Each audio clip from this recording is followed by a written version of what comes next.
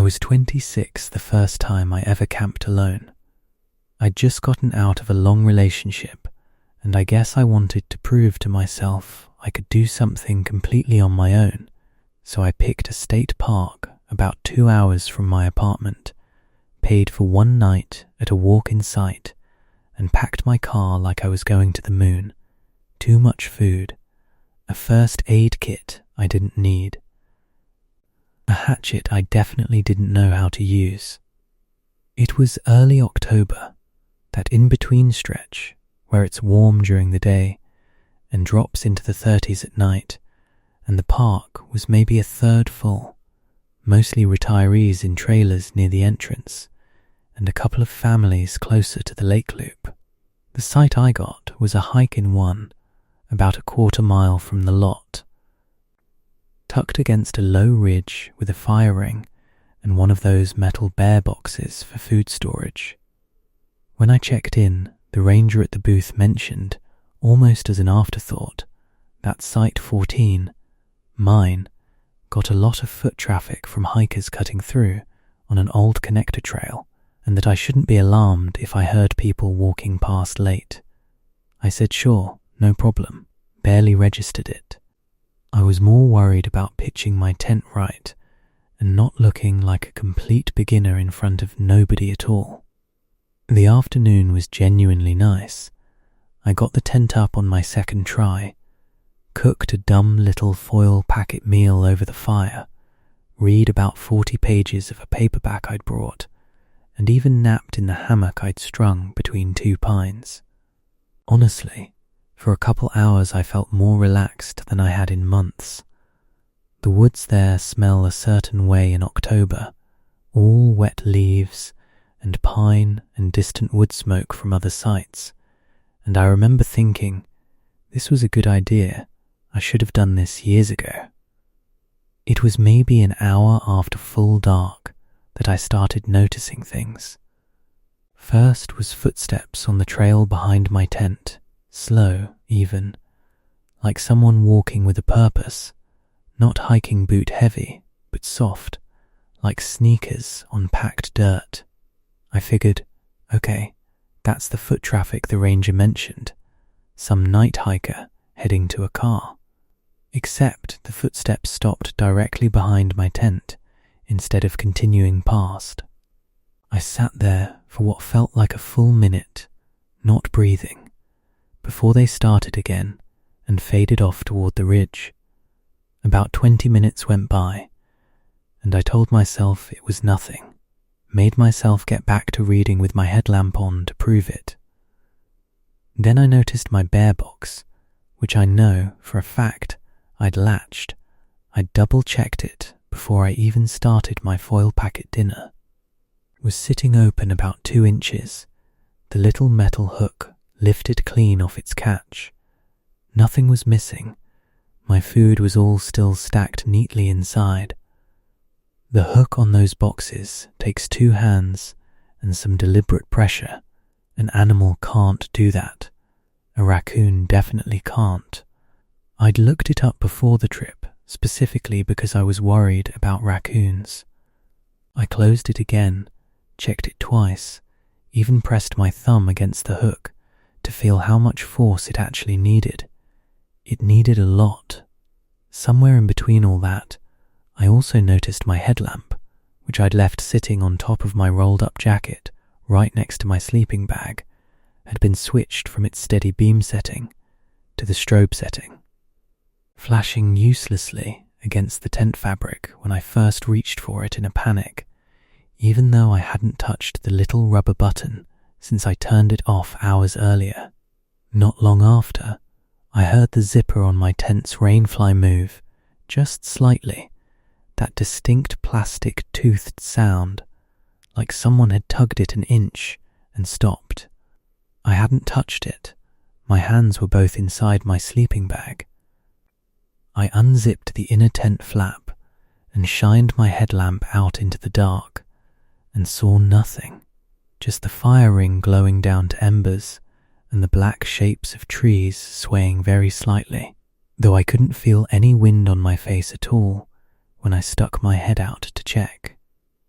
Then came the thing with my boots.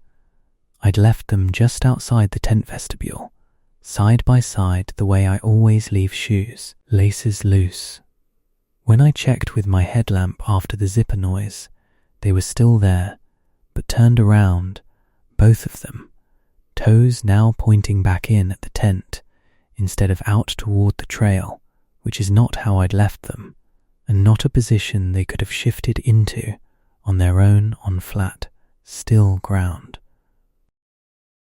Here's the thing. I went through all the normal explanations, out loud, quietly, almost like I was talking myself down off a ledge. Wind, I thought. But there was no wind. The fire smoke was going straight up, and the trees I'd seen moving earlier had gone completely still again. Deer, I thought, but deer don't work zippers, or bare box latches, or turn boots around. Another camper messing with me, I thought, but Site 14 was hike-in only, and I hadn't passed a single other tent on the way in, and nobody had said a word to me all evening, not even a wave from a distant site. Raccoon, I already ruled out twice. I lay there running through every option like a checklist, and every single one failed at the exact same point. None of it explained more than one piece of what was happening, and all four things together made no sense as coincidence. Around what I'm guessing was 2 a.m, I heard, very clearly, someone humming. Not words, no tune I recognized, just 3 or 4 notes repeated, low, coming from somewhere near the fire ring, maybe 15 feet from my head.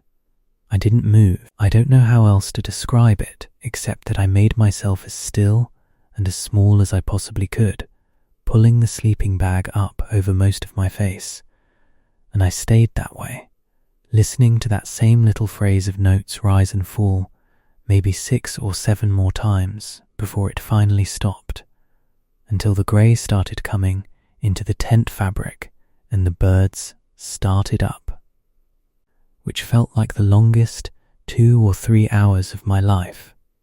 There was one more thing before the sun fully came up, and I almost didn't include it, because I'm still not sure I trust my own memory of it after a night with basically no sleep. When the light was just barely grey enough to make out shapes but not colours, I looked out through the mesh of my tent door one more time, and the fire ring, which had been cold ash for hours, had a single fresh log sitting on top of it that hadn't been there before, not burned, not charred, just placed, bark side up, like someone had brought firewood to a fire that wasn't going to be lit by anyone who was still around to light it. In the morning I packed up fast, hands shaking a little in a way I told myself was the cold.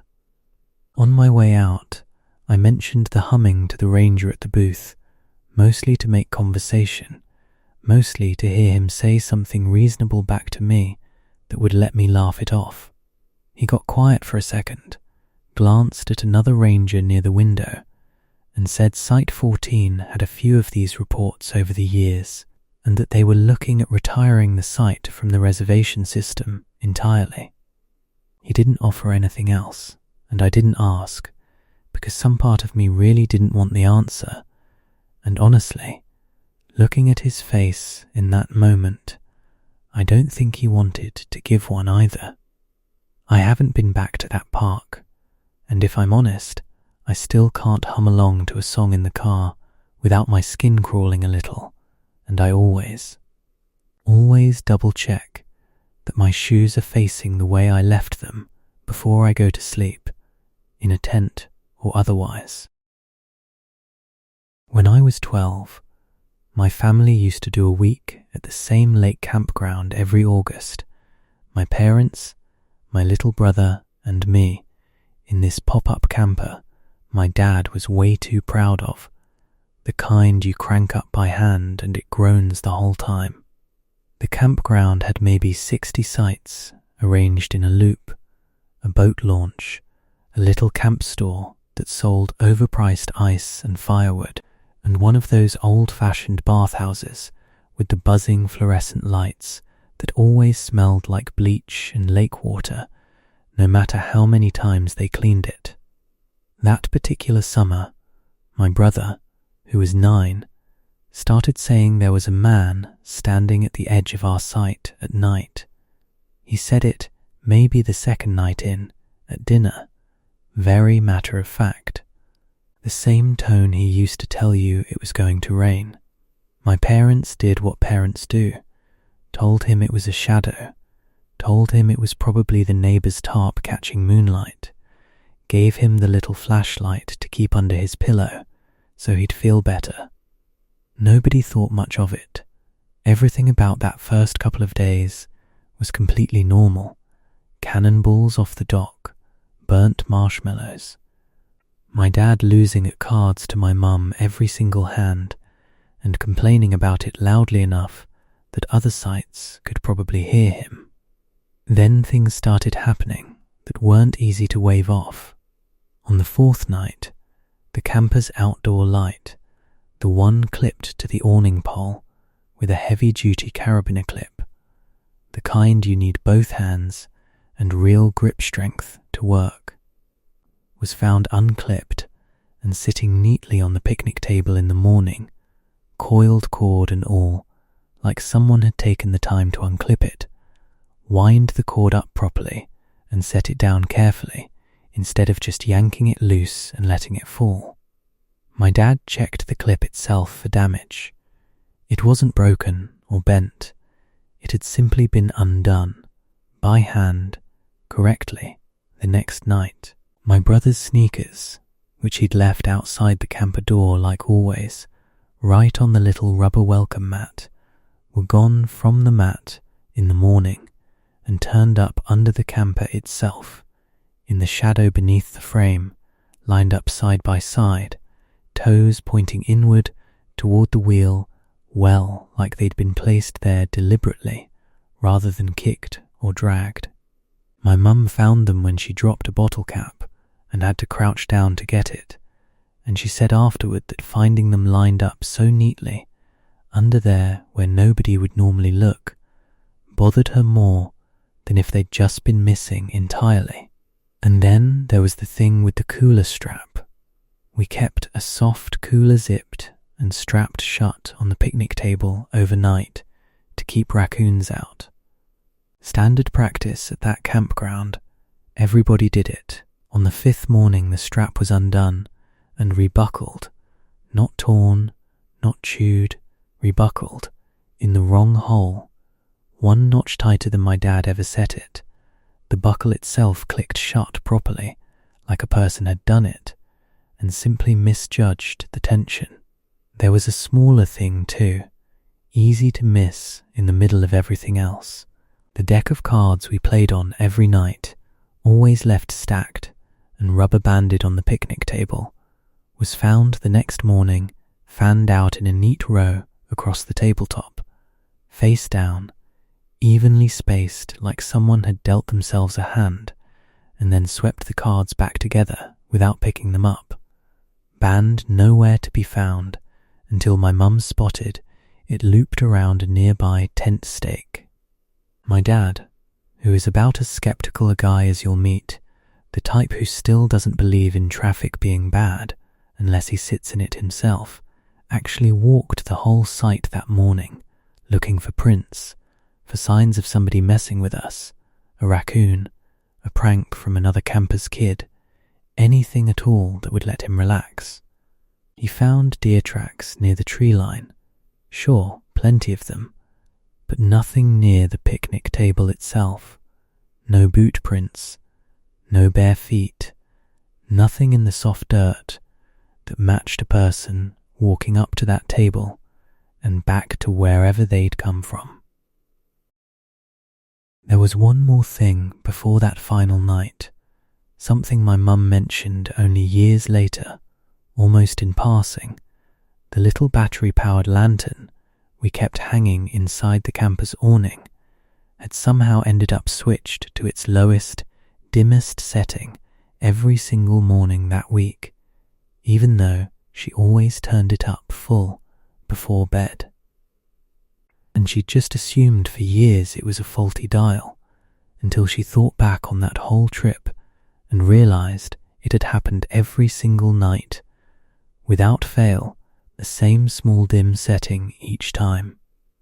That night my brother wouldn't stop saying the man was back, standing between our camper and the tree with the tire swing on it, just standing there, not doing anything, not moving. Arms down at his sides.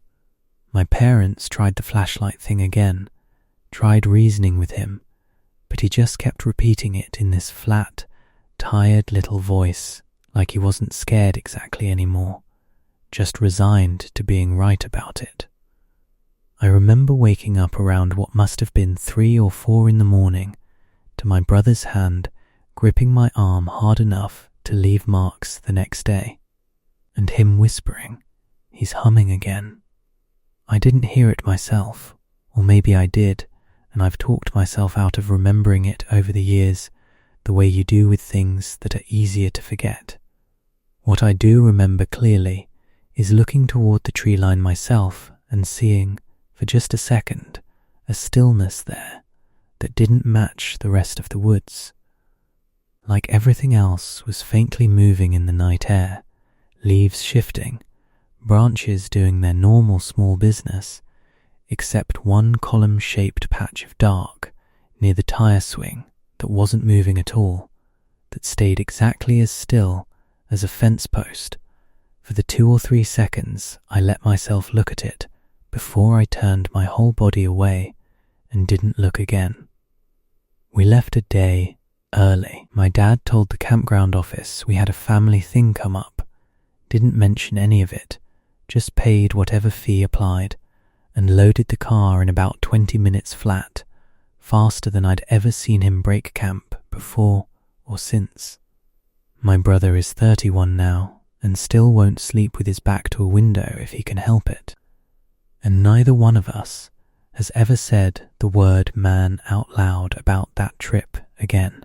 Not once. Not even as a joke at family gatherings, when everything else from that summer comes up, laughed about freely, every detail except that one.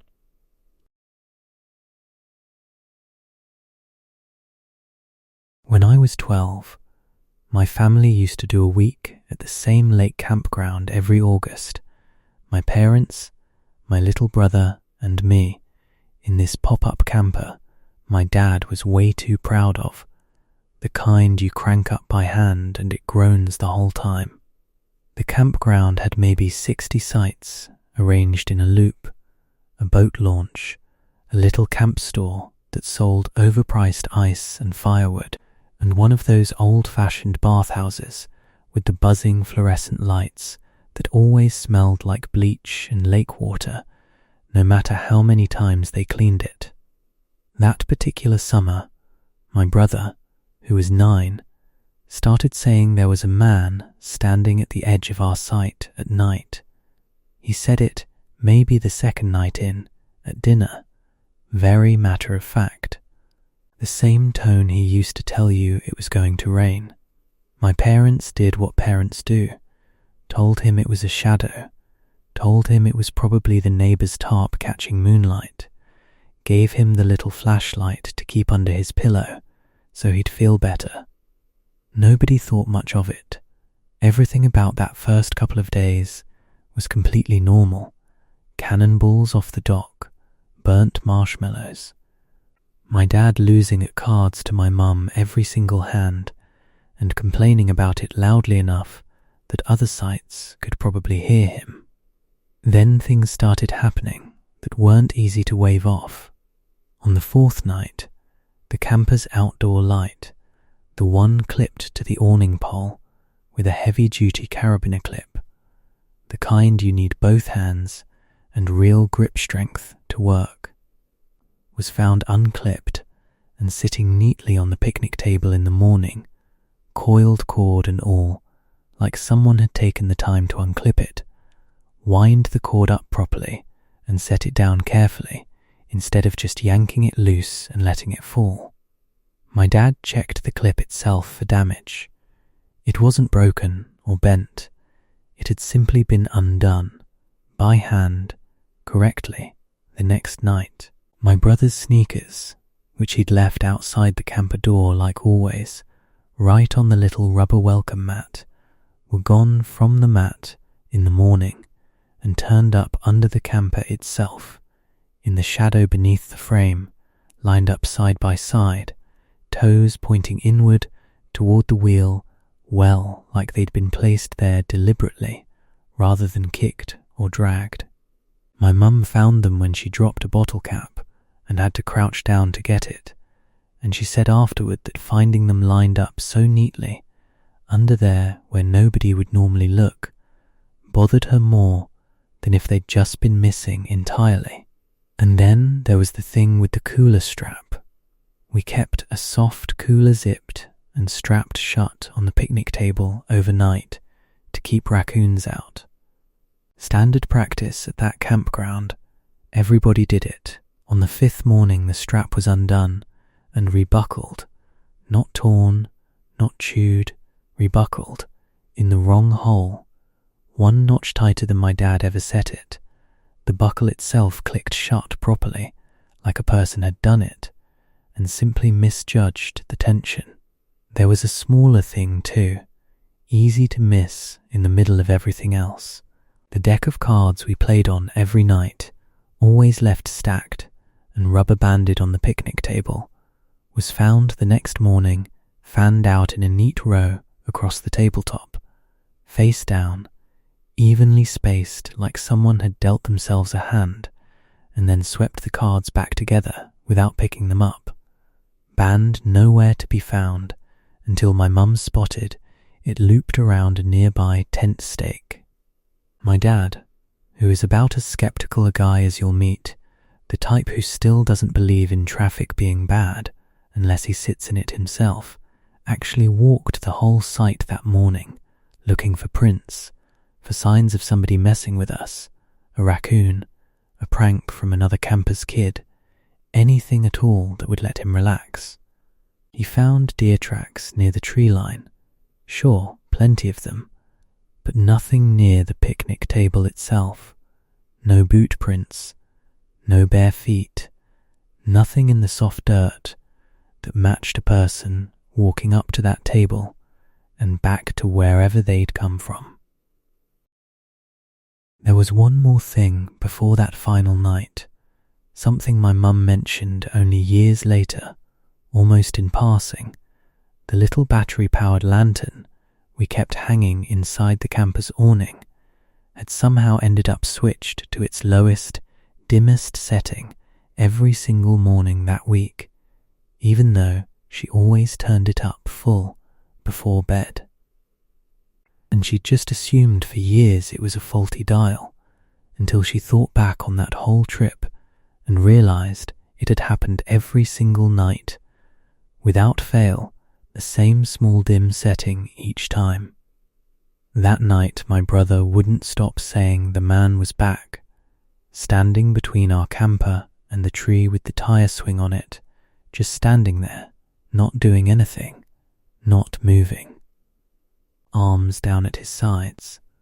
My parents tried the flashlight thing again, tried reasoning with him, but he just kept repeating it in this flat, tired little voice, like he wasn't scared exactly anymore, just resigned to being right about it.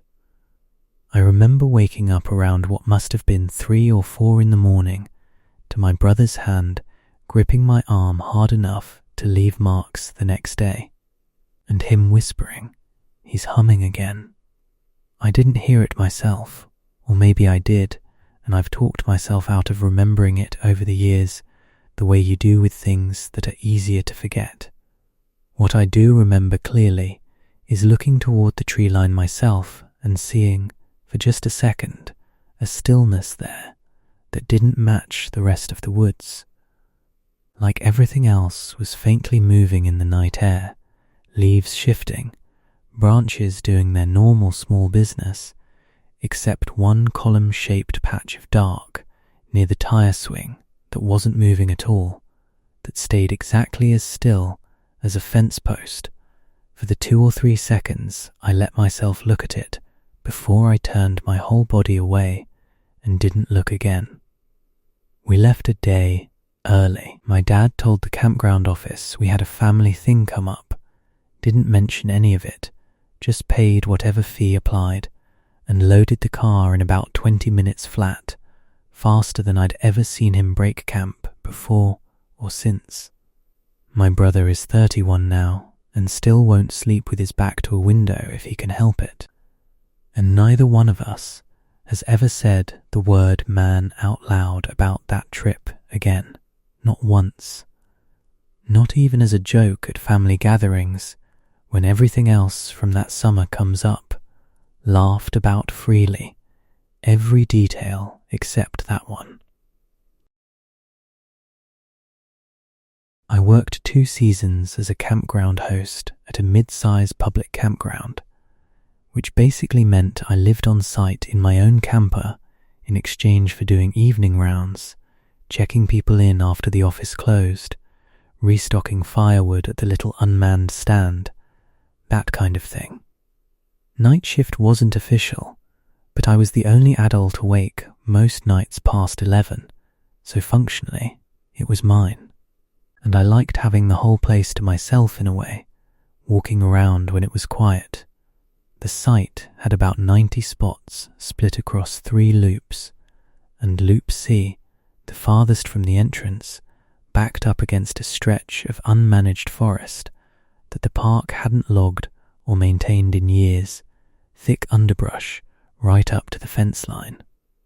Management told me my first week that Loop C got fewer bookings, and that if anyone in Loop C ever complained about noise at night, I should just note it in the logbook and not make a big deal out of it.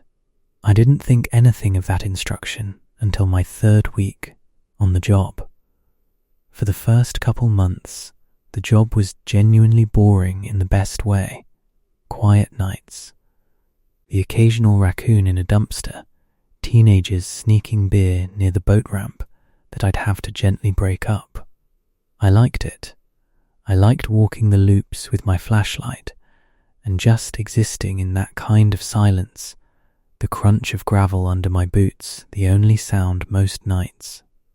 Then, one night doing my Loop C round, I noticed the picnic table at an empty, unbooked site had all 4 benches turned inward, facing the table, like they'd been arranged for a meeting nobody was having. I fixed it, muscled the heavy things back into place myself, figured wind, though the benches were bolted and heavy, not the kind of thing wind moves, and I remember standing there afterward, feeling a little silly for even needing an explanation for outdoor furniture. A few nights later, a family in Loop C flagged me down, upset, saying their propane tank had been disconnected from their camper and set down 10 feet away. Valve closed properly, hose coiled neatly beside it, like a technician had done routine maintenance. They hadn't touched it, swore up and down they hadn't touched it. I checked. It wasn't a mechanical failure. The fitting was intact. Someone had deliberately and carefully undone it, and then made sure it was safely closed, rather than just leaking gas everywhere, which if anything made it stranger. Around the same week, I started finding the reflective trail markers along the Loop C perimeter path turned to face into the woods instead of along the trail. Every single one on that stretch, maybe a dozen of them, all rotated the same direction, all in one night, which would have taken someone real time to do by hand, unscrewing each one, turning it and tightening it back down, because they don't just spin loose on their own. Around that same stretch, I started doing a head count of the firewood stand every night before I locked up, mostly out of boredom, and twice that month I came back in the morning to find the stacked bundles rearranged from tallest to shortest, left to right, in a neat descending row, exactly the kind of tidiness a bored teenager wouldn't bother with, and an animal simply couldn't manage. I also started noticing, over about a 2-week stretch, that the little logbook I kept in my camper for noting maintenance issues had a page torn out roughly once a week, not crumpled, not ripped messily, but removed cleanly along the spiral binding, always the most recent page, always while I was out doing rounds and my camper was locked. On top of the logbook pages, I started noticing that the fire extinguisher I kept, mounted just inside my camper door, required equipment, checked every week, would occasionally turn up unmounted from its bracket in the morning, sitting upright on the floor directly beneath where it belonged, like someone had lifted it free and simply set it back down instead of returning it to the clips. And this happened 3 separate times over about a month, always on nights I'd done my Loop C round. I brought all of it to my supervisor, half joking, half not, and he told me, and I remember this specifically, the way his face went a little flat when he said it, that Loop C had some history and that previous hosts had asked to be reassigned off-night rounds there, and that he'd appreciate it if I just kept doing my job and didn't spook the guests or ask too many follow-up questions. That was it. No explanation. I went through the obvious answers myself on my own time. Bored teenagers, another staff member playing a prank on the new guy, some kind of animal behavior I didn't understand, a squirrel that had somehow learned to chew logbook pages in a perfectly clean line. None of it explained rotated trail markers, or a carefully disconnected propane line, or a locked camper losing exactly 1 page a week. The night that finally got to me, I was doing my normal round, maybe 11:30, and as I walked past the unbooked site with the picnic table, I smelled wood smoke, strong, close, like a fire actively burning. Except there was no fire ring lit anywhere on that loop, I'd have seen the glow from 50 yards off easy, and I stood there, checking every site along the loop, just to be sure. I stood there a second longer than I meant to, and from somewhere behind the tree line, low and even, I heard 3 slow taps, evenly spaced, the same rhythm, twice, with maybe a 10-second gap between the sets. There was one last thing, the morning after the taps, that I never told my supervisor about, mostly because I didn't have a way to say it that didn't sound unhinged. The gate at the far end of Loop C, the one we kept chained shut to block vehicle access to the old service road behind the trees, was standing open, chain still looped through the post, but the padlock itself sitting closed and undamaged on the ground beside it, like someone had worked it loose from the latch without ever actually unlocking it, which as far as I know isn't something that's physically possible with that model of lock. I finished the season. I did not ask for a third one. To this day I still catch the smell of wood smoke with no fire around sometimes, at the strangest times, at a gas station, in a parking garage once, and it puts a very specific and very old kind of cold feeling straight through my chest every single time. The kind that makes me glance over my shoulder even in places with plenty of light and plenty of people around. I'd bought my first camper van that spring. Nothing fancy, just an old cargo van I'd converted myself over about a year of weekends, insulation and a little bed platform and a second-hand stove, and I was determined to break it in properly with a real trip, dispersed camping in a national forest a few states over, no hookups, no neighbours. Just me and a dirt forest road and whatever sight I could find, the whole reason I'd built the thing in the first place. I found a spot about 2 miles down an unmarked forest road, a little clearing with an old informal fire ring somebody had built out of stacked stones years before.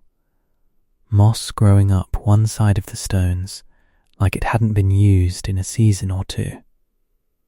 No other vehicles anywhere, no cell signal at all, which honestly was the whole point.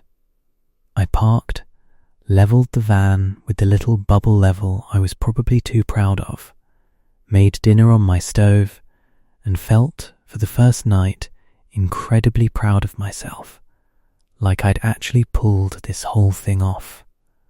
I want to be clear, the first evening was completely fine.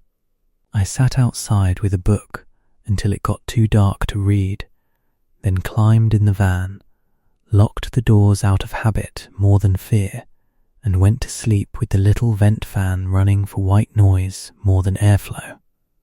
I woke up sometime in the night to a very specific, very deliberate sound.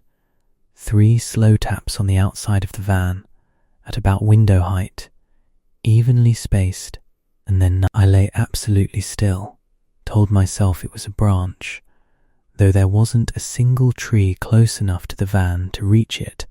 I'd specifically parked in the open clearing for exactly that reason.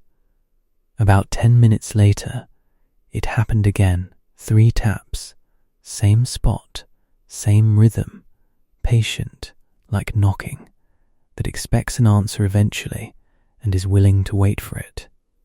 In the morning, I found something that genuinely unsettled me more than the taps had. The little step stool I kept folded and leaned against the van's rear bumper was standing open and set upright about 6 feet from the van, positioned facing the driver's door like something had wanted a better vantage point of the front seat, angled just so, not knocked over, not dragged, placed. There was also, sitting on the dash when I climbed into the driver's seat that same morning to check the mirror, a single pine cone, placed dead center below the steering wheel, upright, balanced on its wider end, in a spot I would have had to physically reach across the cab to leave something, and a spot that had been completely empty the night before. I told myself, animal curiosity, coyotes investigating something new smelling, my imagination running, because I was alone in the woods for the first time in a vehicle I'd built with my own 2 hands, and maybe didn't fully trust yet. I checked around the van for tracks and found none, not deer, not coyote, nothing in the soft dirt at all around the stool or the van's perimeter, which honestly bothered me more than tracks would have, because at least tracks would have given me something to be afraid of that made sense.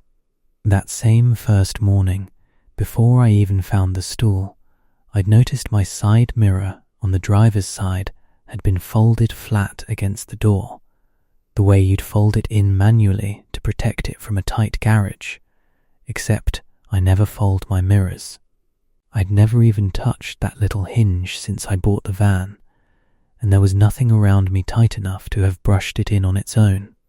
That second day, walking the little loop around the clearing to stretch my legs, I found a second thing, a neat pile of small stones, maybe 8 or 9 of them, stacked in ascending size right at the edge of where the trees started, directly across the clearing from where I'd parked, like a marker of some kind, or a message I didn't have the alphabet for. That second night, I smelled wood smoke, thick, close, campfire strength, even though my own fire ring sat cold, and I hadn't lit anything, hadn't even brought enough dry wood to bother. I climbed into the front seat and just watched the tree line for a long time through the windshield, telling myself I'd see headlights or a lantern or something that explained it. Some other camper I hadn't noticed pulling down the road. Nothing moved that I could see. The smell came and went in waves, stronger, then fainter, like it was drifting past on air that wasn't actually moving, because the leaves outside were dead still the whole time I watched them. Close to what my dashboard clock read as 2:50 a.m., the 3 taps came again, this time on the driver's side window, close enough that I felt more than heard it land against the glass a few inches from my head. I did not look. I stared straight ahead at the dark windshield and counted my own breathing until the birds started, and then I started the engine the second there was enough grey light to see the road, and did not stop driving until I hit pavement and had a signal bar again, van bouncing over ruts I probably should have taken slower. I still have the van. I still camp in it, regularly actually. I'm stubborn like that, and I'd put too much work into it to just let it sit in a driveway. But I don't camp dispersed alone anymore, and I never park facing away from a road I can see, and I check for stone piles now before I even unpack, every single time, out of a habit I can't fully explain to anyone who wasn't there. I never found out what wanted to look at my front seat that night, and honestly, at this point, I'd rather not. Because some questions feel like they'd cost more to answer than to just live with unanswered. Every other year, my mum's whole side of the family rents out a block of sites at this big reunion-style campground for a long weekend. Aunts, uncles, a dozen cousins, way too many coolers, the same disposable camera photos every single time that somehow all turn out slightly blurry.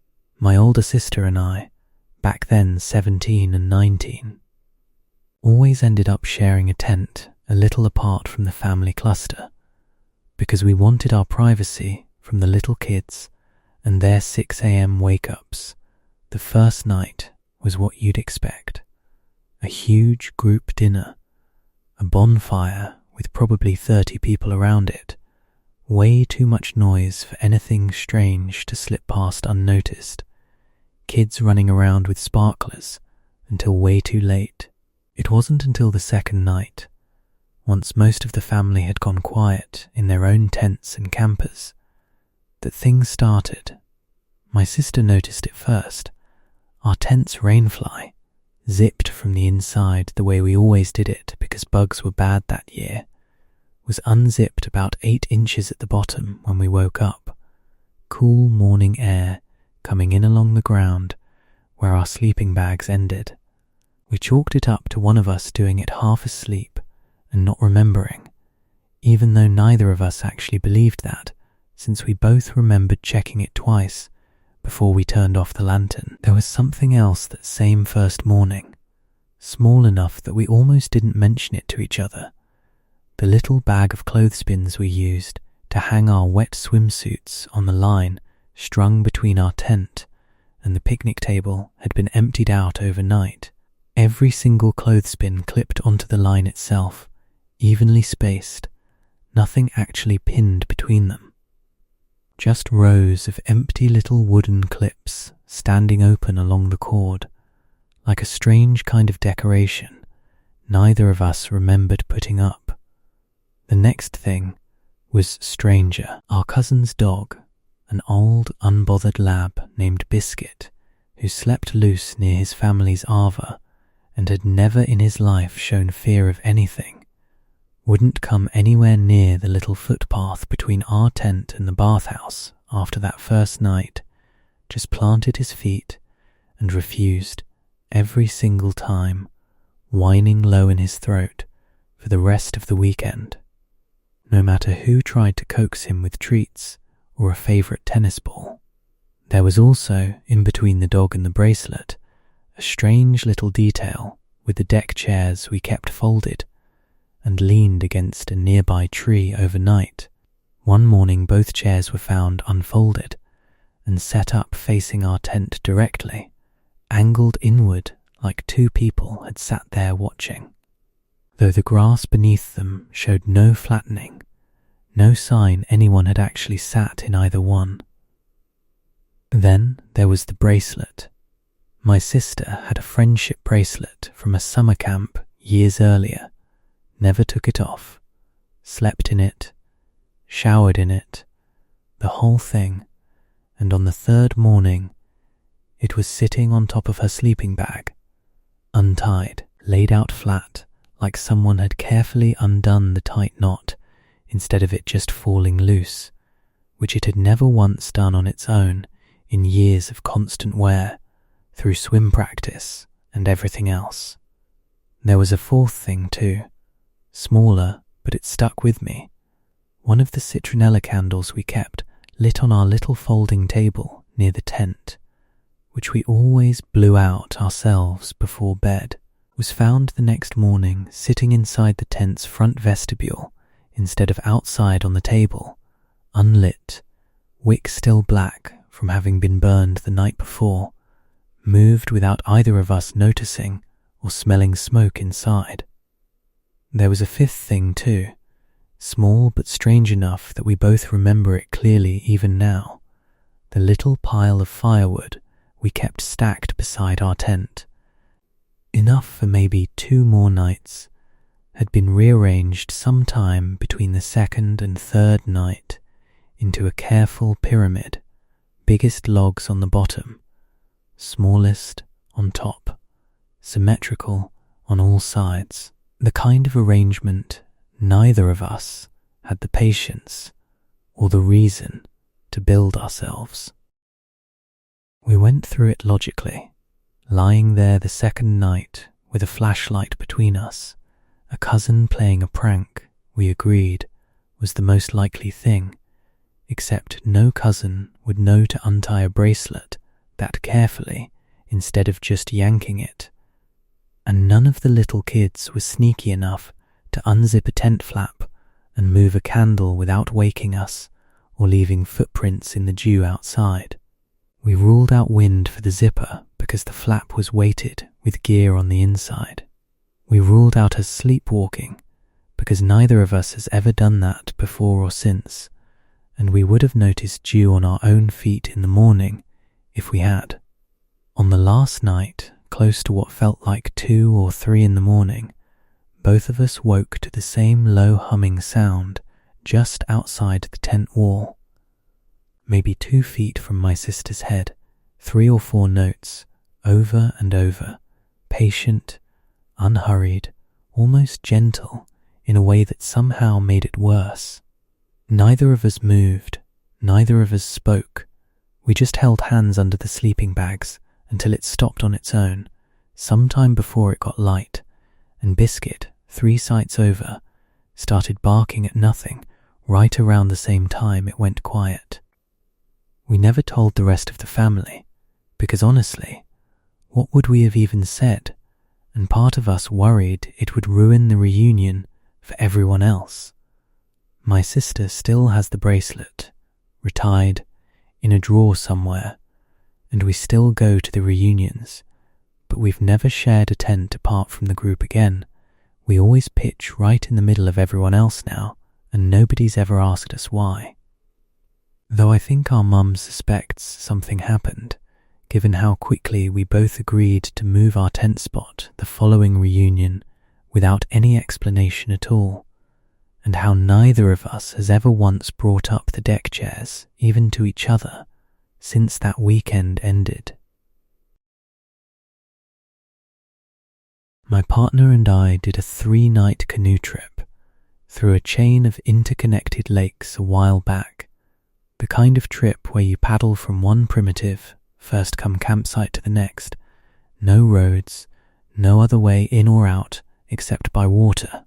We picked a fairly remote loop specifically because we wanted total quiet, the kind of trip you plan for a whole year and then talk about for years after. The first site was gorgeous, a little point of land with pines on 3 sides and water on the 4th, and the first night was, again, completely fine.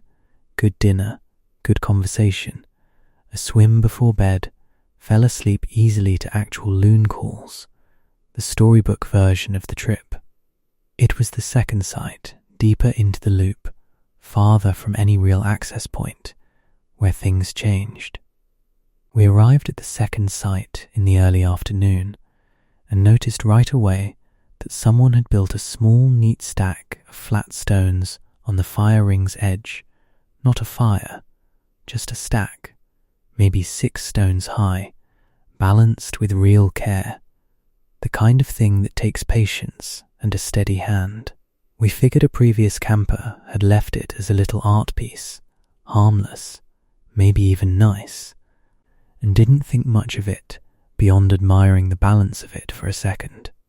That night, close to midnight, my partner woke me because the canoe, which we'd pulled fully out of the water and flipped upside down on shore, the way you're supposed to, and tied off besides, was sitting right side up again, floating about a foot off the bank in the shallows, tethered by nothing. Just drifting gently at the end of its own painter line, which had somehow come untied from the tree we'd secured it to, the line itself lying loose and uncoiled in the shallow water. We went and pulled it back in, re-tied it ourselves this time with a double knot, checked the knot twice, even tugged on it hard enough to test it.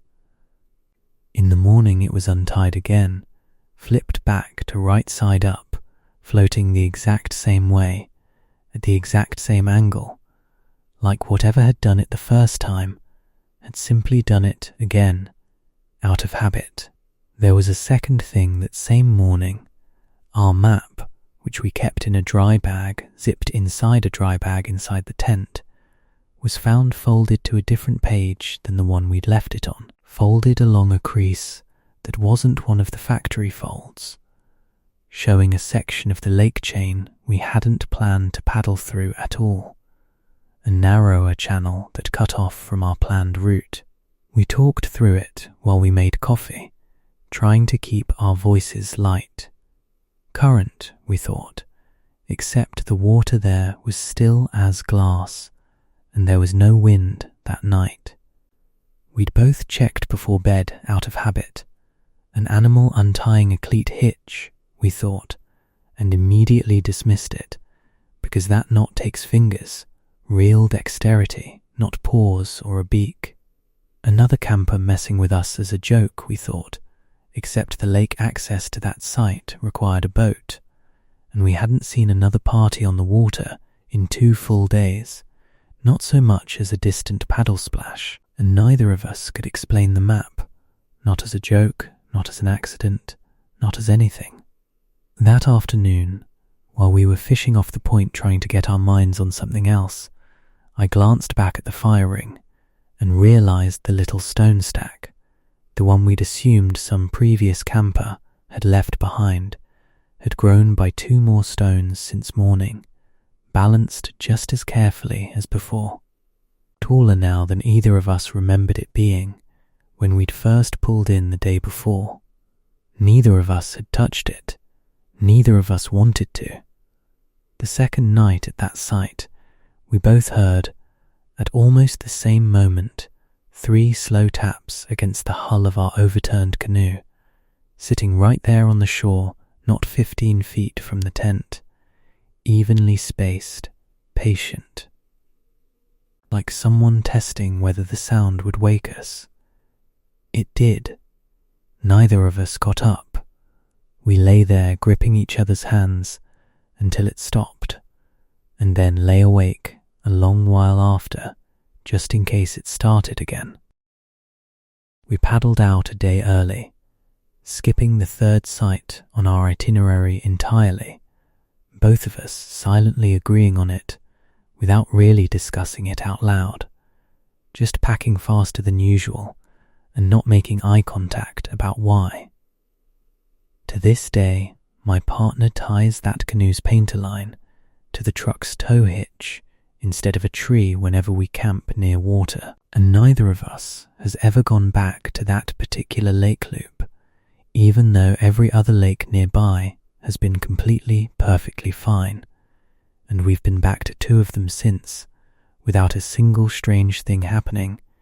It's just that one loop, that one narrow channel folded into the map that night, that neither of us can bring ourselves to paddle toward again. This happened during our sophomore year of college. My roommate and I decided, on almost zero notice, to drive out to a campground about 90 minutes from campus for one night, mostly to get away from final stress, the kind of decision you make at 11 at night that feels brilliant, and by 2 in the afternoon the next day, you're already regretting the lack of planning. We didn't reserve ahead, just showed up, and the guy at the entrance booth told us most of the loop was empty that week, and to just pick any open site we liked. We picked one near the back of the loop, close to a little creek, because it looked private and had a decent flat spot for the tent. Setup was fast and sloppy. We were college kids with a cheap tent and 0 real gear. Borrowed most of it from a friend down the hall, but it worked, and the first few hours were fun, honestly, just 2 friends messing around, cooking hot dogs on sticks we'd cut ourselves, being loud because there was nobody around to bother, blasting music from a phone speaker until the battery died. Before any of that, actually, while we were still cooking. My roommate mentioned that the little camp shovel we'd borrowed and left leaning against the picnic table had gone missing sometime between dinner and dessert, only for us to find it 20 minutes later, stuck upright in the dirt at the exact center of the site, standing on its own like a flagpole, blade down, handle straight up, in ground that hadn't looked freshly dug when we'd walked past it minutes earlier. Once it got fully dark and we quieted down, my roommate pointed out that our site's fire ring, the standard metal kind bolted into a concrete base, had been rotated. The opening, where you'd normally load wood, was now facing directly toward our tent, instead of the way we'd built our fire in it earlier that evening. Those things don't rotate. They're set in concrete for exactly that reason. We'd both leaned against it earlier, and it hadn't budged an inch. Not long after, I noticed both of my sneakers, which I'd left by the tent door, had been moved about 10 feet away and lined up neatly at the base of a tree, laces tucked in, toes pointing back at the tent, arranged with a kind of care that neither an animal nor a gust of wind could account for. There was a third thing that night too. The creek we'd camped beside, which had been making a normal, steady, babbling kind of sound all evening while we cooked and talked, went completely silent for a stretch that my roommate timed on his phone at almost 4 full minutes. No water sound at all. Before picking back up again exactly as it had been, like someone had muted it and then let go. There was a fourth thing, right around the same time as the silent creek. The borrowed lantern we'd hung from a low branch near the tent, battery powered, brand new batteries, flickered down to nothing for almost a full minute and then came back up to full brightness on its own. No buzzing, no dimming first, just off and then fully on again, like a switch had been flipped by a hand neither of us could see. Around what my phone said was 1 a.m., we both smelled wood smoke, strong and close, even though our own fire had died down to nothing but ash an hour earlier and there wasn't another lit fire ring anywhere within sight down the loop. We'd checked by looking for a glow through the trees and seen nothing. We stayed up going through it together, half laughing because we were 19 and trying to seem brave for each other, passing a flashlight back and forth like a talking stick. A camper playing a joke, we said, except the guy at the booth told us the whole back loop was empty. And we hadn't heard a single car since we'd arrived. An animal moving my shoes, we said, except animals don't line shoes up in a row with the laces tucked in neatly. Concrete cracking and the ring shifting naturally, we said, except it had rotated cleanly, not cracked or tilted, and neither of us could come up with any explanation at all for a creak going silent and then starting back up on its own. Close to 2, we both heard 3 slow, deliberate taps against the hollow metal firing, evenly spaced, patient, coming from a thing that was sitting less than 10 feet from our tent door the entire time. We didn't check, we didn't speak, we just lay there with a flashlight on between us until the sky started going grey, both of us wide awake the whole time, neither one willing to admit it out loud until years later.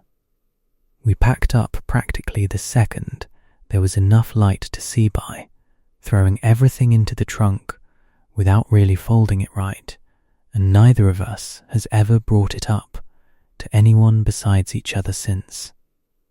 We're both out of school now, still close friends, and every single year around the same week in spring, one of us will randomly text the other just the words "you smell that," and the other one always knows exactly what it means. No explanation ever needed between us, and neither of us has ever gone back to that particular loop, even though we've talked more than once, half joking, about driving out just to see if the shovel's still standing there. That's all 8 for tonight. Thank you so much for sticking around, whether you're drifting off right now or still down here watching me dig through this cave. Either way, I appreciate you more than you know.